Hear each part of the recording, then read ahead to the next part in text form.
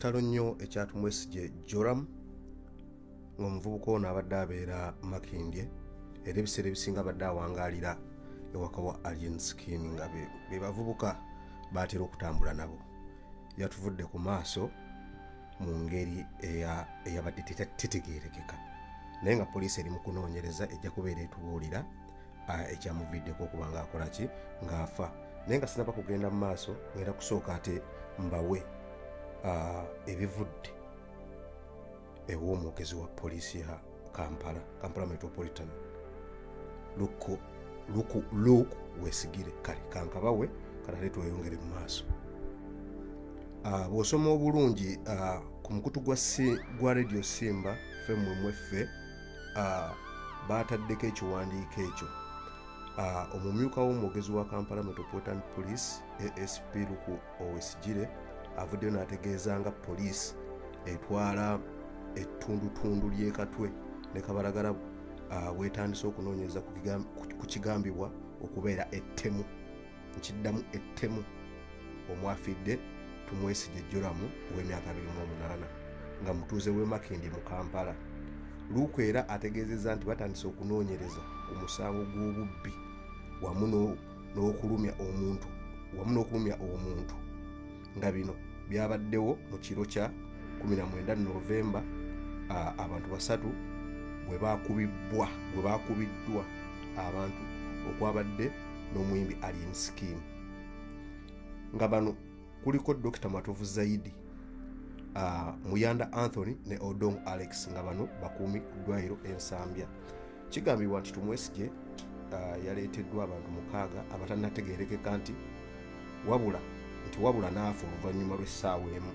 Oluvannyuma lwa Tumwesigye okufa, omuntu omu eyategeerekese nti Alien Skin yazze ng'ayagala empapula kwe bajjanjabidde omulwadde nti era bwe bataazimuwadde nti ekibinda kye kyakubye omusawo wamu n'abakuumi oluvannyuma ne badduka. Poliisi egamba nti yafunye statement ku bantu ababaddewo nabo abalumiziddwa era nti etandise okunoonyereza abaakoze ekikolwa kino bavunaanibwe. Nzija omanyi mugamba nti twogera nnyo. Nzija Alien Skin kitalo nnyo ekya mukwano gwo oyo ali saidi awo Joram Mwesigye eyafudde enfa etannategeerekeka. Naye Alien bw'oba mwasobodde okukwata omuvubuka ne mumutwala mu ddwaliro Ensambya, obadde okimanyi nti Ensambya it's an institution, health institution that has been serving Uganda and saving people's lives since 1903.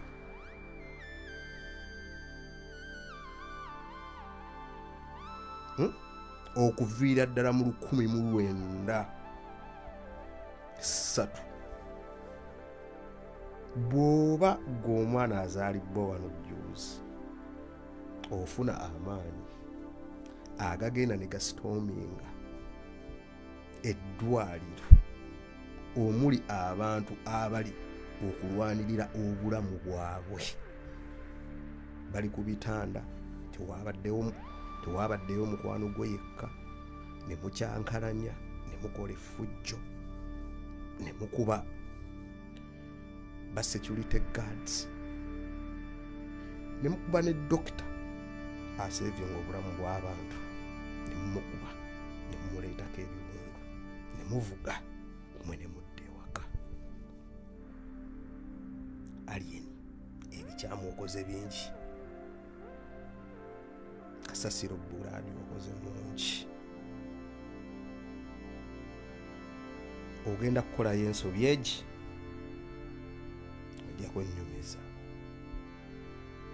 Ogenda kukolayo ensobi egi ojja kunnyumiza.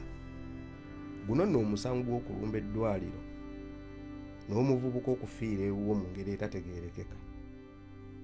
Bw'otegendeeze guyinza okukutwala, togutwala siraiti, togutwala ng'ogw'okusaka, kyovula njogera mpola mpola. Guno guyinza okukutwala eruzira oba guyinza okukwavuwaza ne kukulyako bulizizo kuba balooya abagenda okkiyimiriramu kino. Remember, ogenda kuba ng'owooza na institution eya Nsambya Hospital. Nsambya Hospital omanyi bannyiniyo, omanyi lwaki ebaddewo emyaka egyo gyonna.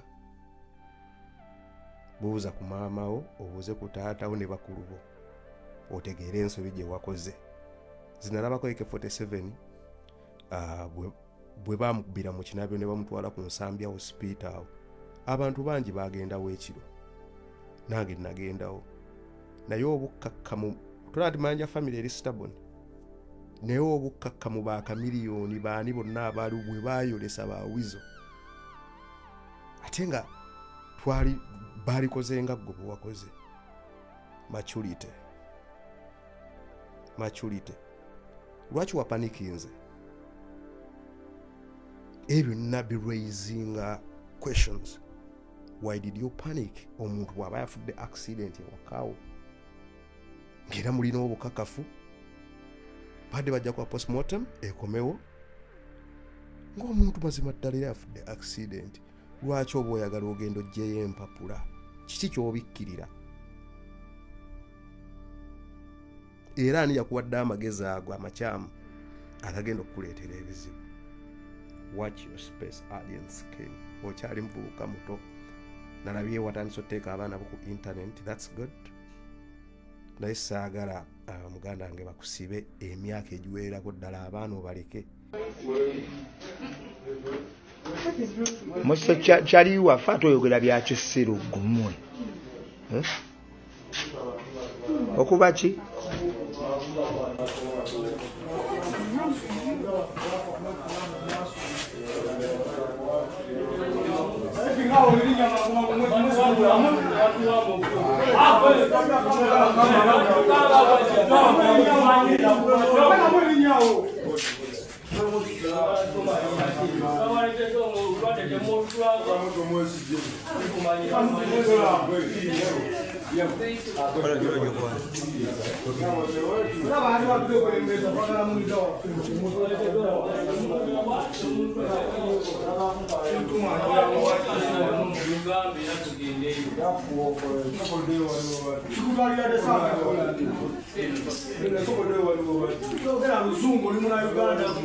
Secret pen.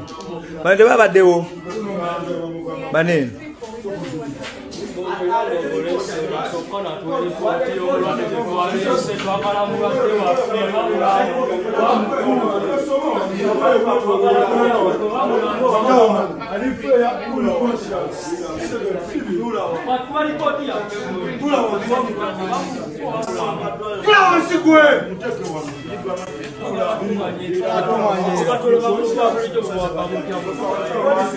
Polisi zaffe okuli ey'Ekatwe ne Kabalagala bali mu kunoonyereza ku misango ebiri omuli ogw'okuba nti nno abanoonyereza ku kigambibwa nti ttemu eryatuusiddwa ku mwami Tumwesigye Joram emyaka 28 n'obubbi okukuba omu ku basawo abakola ku Nsambya Hospital n'abasirikale babiri abakola ku Nsambya Hospital aba security. Bino byabaddewo olunaku olwajjo oluvannyuma lw'omwami Joram Tumwesigye yabadde aleeteddwa okuba tinajjanjabwa ku ddwaliro n'amala n'afa oluvannyuma lw'okuba nti no yaleeteddwa ng'alina ebiwundu bingi. Basikaali bategeeza nti abantu abatannategeerekeka naye nga basobodde okwogeramu erinnya limu nti Alien Skin baleese omuntu ono okuba nti nafuna obujjanjabi bo kibalumiriza nti yabadde ava mu kabenje ka mmotoka.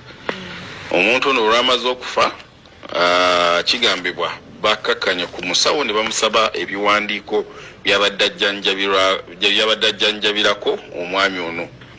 Olwalemedde obbibawa kuba babadde tebamanyi bye baddiringa nabo, kigambibwa bakakkanya ku basirikale babiri ne dokita ne babakuba era ne badduka. Poliisi yatuuse dda ku ground okwetegereza embeera omulambo gye gulimu nga kwotadde n'abasawo bano abakubiddwa, omusawo yakubiddwa ne basikaali, era ng'okunoonyereza kutandise okuzuula bani abali emabega w'ekikolwa kino era bakwatibwe.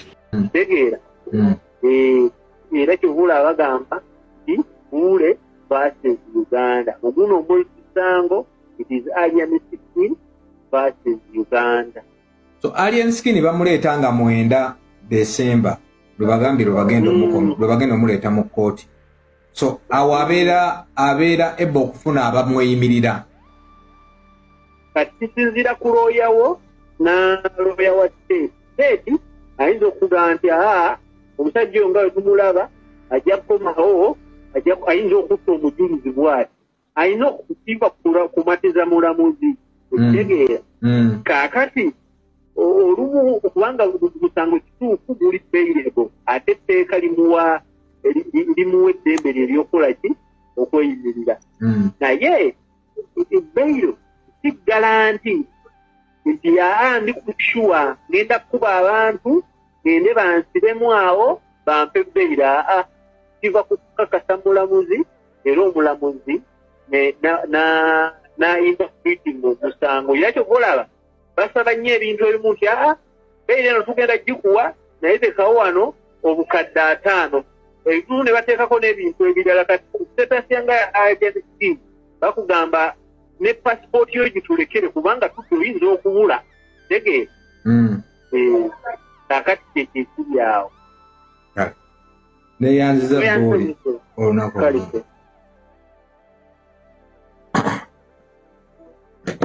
yoyo Gabriel Bule munnamawulire wa Daily Monitor.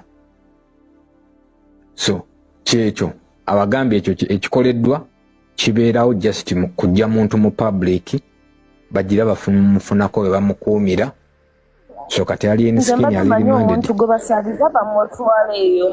balina otugamba ku by'omugenzi security ekola wabweru ekola tukyankalanyiza mu ddwaliro oba ekola ku report ey'omugenzi oba omubiri gw'omugenzi ne babulwa ekyo tuddamu bw'ate kati ng'olwa security ate yatuddamu ng'abasawo olwo balemeddwa otuddamu ng'owa security atugamba mbu anti omulwadde omusango gwagenze dda gulimu omusango kulimu okunoonyereza kati biba bivudde ku basawo bidda ku ba security fe abalina okukola kyo bannyonnyola ne tumugamba yes olina otunnyonnyola naye ng'otunnyonnyola ku biki togenda tunnyonnyola ku bya postmortem togenda tunnyonnyola ku bya mulwadde ki ekyamusse ogenda tunnyonnyola ki ne tumubuuza ekibuuzo kyanga Julio yamubuuza zino video nze kennyini nziyina kuba I always capture buli we tubeera ebibaawo era essaawa yonna we bagamba nti baagala kwesiriwaza tugenda kuta internet eno bamanye ki ekiri ensambya kati we babuuzizza owa security nti ani yamuvinze bode basoose nabuuza musawo lwaki bamuvinze bode nga tebatugambye ng'ate next of kin aliko yenze Julius omusawo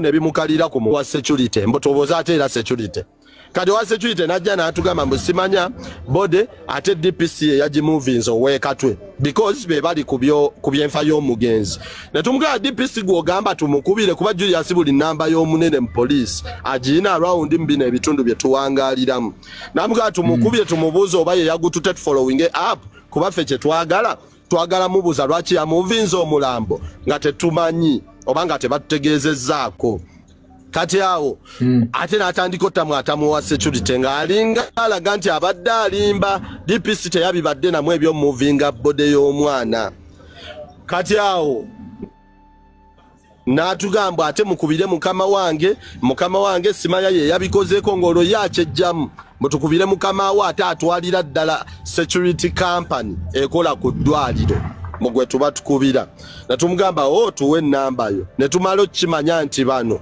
ebintu bye balimu sibirambulu kufuna akamu abasawo tebalina nsonga za kuddamu tebamanyi kicha tugamba abasecurity bennyini bawanka tebamanyi kicha kwogera kituufu basamwa buli omu ku ddwaliro tamanyi kicha tugamba kati awo kye twakoze nga tudda tubisomeramu kibanda awo ekiro ssaawa 2 nga tugamba tugusibe tugendewo era ne tugusiba ne tugenda ffenna ab'ewaka ne tugumbawo ku ddwaliro nga twagala at least batuwe report ekwatagala ku mulwadde waffe kyekyamusse pozi notuwa ekibaluwa ekitukkiriza okufuna bode y'omugenzi. Kati wetwagenze eyo babadde bakyayagala ozoleyazola ebyafango ne obimanyi. Ne tuyingira eddwaliro abasawo ne tubateeka ku nninga na kibuli ne bakola ekibaluwa ekyasoose. Kale ekibaluwa kye bakoze kyakufuna mulambo. Kyakufuna mulambo after postmortem nga bamaze okuwekebejja.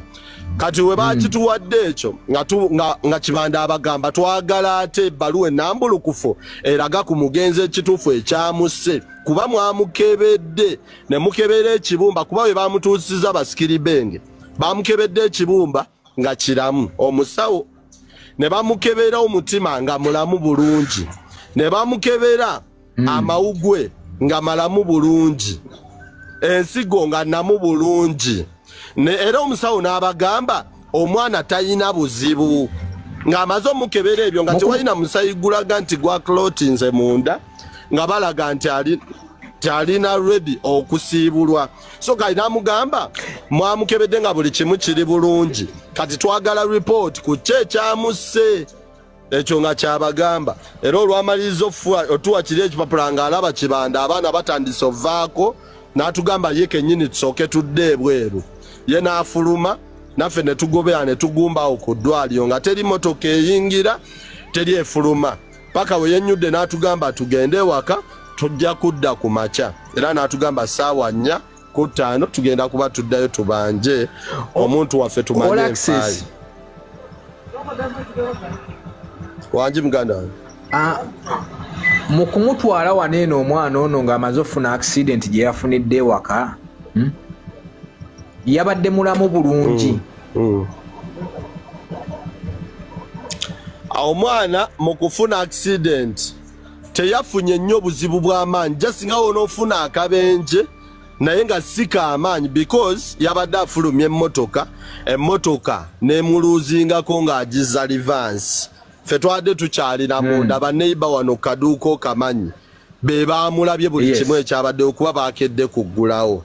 Kati mmotoka okugiza emabega ati ne alabika n'emuluuzingako n'ayagala afulume ayangwe kuba yabadde teddukana nnyo n'agala afulume adduke emabega agizizika ekijinji. Kati mu kwagala ogizizika ekijinji n'akiteekeo naye emmotoka waliwo ekyuma kyeyina eno emabega eno patrol ne kimukoonako kko katini nekimukoonamu era yatugambye we batuyise baneiba yatugambye awuliramu ku bulumi okitegeera era we yawulidde mu bulumi twagenze n'ayogera ne mu ddwaliro ne tumutwanga ayogera bulungi tali bubi nnyo just ng'awulira pain nga womanyi nti omuntu waafunamu ekimukoona bwe kityo emmotoka yes nnene naye nga tulina okugenda okukebera tumanye nti tafunye buzibu bwa munda mwonna okitegeera era ne tumutwala ng'ali bulungi ayogera ne mu ddwaliro mwennyini ng'ayogera bulungi n'omusawo kuba yasabye n'osaba akabaketi afukemukko ku musulo okitegeera omusawo n'akamuwa n'afuka omusawo n'amwekebejja n'agamba abaana buli kimu kiri bulungi oganisi n'azikebera zonna nga ziri bulungi ne tusasula n'ebbiiru ne bagisasula nga gundi addayo buzzi kunona ki mwana Julio okuddayo nono omwana ng'omwana yagukoze dda. So bwe kityo bwe kyabadde naye nga yabadde ayogera bulungi ng'atemya bulungi ng'ayogera naffe. Kati ekitegeeza n'okutuuka essaawa zaakakati tebannamubawa tebannaba bagambye mbu akyali mulago for postmortem naye ate Kibanda agambye ye tayagala mwana kumuzza nga musaleko yadde akulaga nti balina bye bamugjeemu because basobola okuba nga baabimugjeemu eno mu kusookera ddala eno ensambya because okimanyi bulungi ebyo ebintu by'omunda babitunda.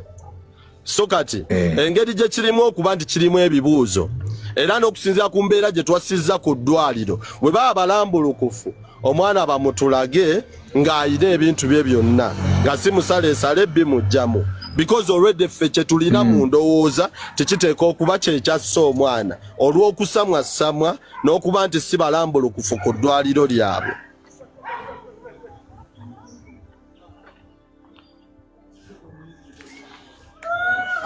Waliwo agambye comment nti tewali gwe batasala kasita abanga mulwadde nga bamututteyo nga kigambibwa okuba nti accident. anti kati si mu buli mbeera nti basala ate abantu be basala already family ey'omuntu oba next of kin aba amanyisiddwa nti bamutransferinze agenze ng'amanyisiddwako nga bamukubidde either ate ng'asayininze n'ewantu okitegeera ng'asayininze n'ewantu ku documents eziraga ti omwana atwaliddwa for postmortem okujjako ng'omwana oyo talinaako babe oba omuntu oyo gwe batutte mu ddwaliro wa accident talinaako babe. That is when we bamutwalira ne bamukolako byonna bye bamukola ng'abeewaabwe tebamanyisiddwako okitegeera. Abalungi abatuuliriza era abatulaba olunaku olwaleero tukyaddeko ewa Sheikh Ashraf Dembe. Sebo sanyusa okubalaba amannya agange ye Sheikh Ashraf Dembe akola ku bizibu by'enjawulo. Omuntu singa aba alina ebirwadde tumusomereddwa tumuwa amazzi ga lukuya nga bw'obadde ogalaba tugenda abantu ku kyoto ne twokya emizimu emibi egibabaamu n'okulomba edduwa. Abantu singa abeera ng'ali wano atuuse sobola okumulombera edduwa ne waba atatuuse nga mpadde amannya ge naye ng'ali wala naneetaase enamba yange yeno eri 0707363711 namwe banyinaffe abali ebweru oyagala okuba nti oyagala okulombera ku dduwa ng'olina ebizibu viza zibuze amaka gakolongotana sente zikola zimpita mu ngalo ojja kumpeereza ekifaananyi kyo n'amanyago ebyo byokka bijja kummala nja kukulombera edduwa ojja kutereera. Olunaku olusembayo mu mwezi mba n'edduwa eyawamu ffenna n'abalwadde bange abakadde n'abapya. Salaamu alaikum warahmatullahi wabarakatuh.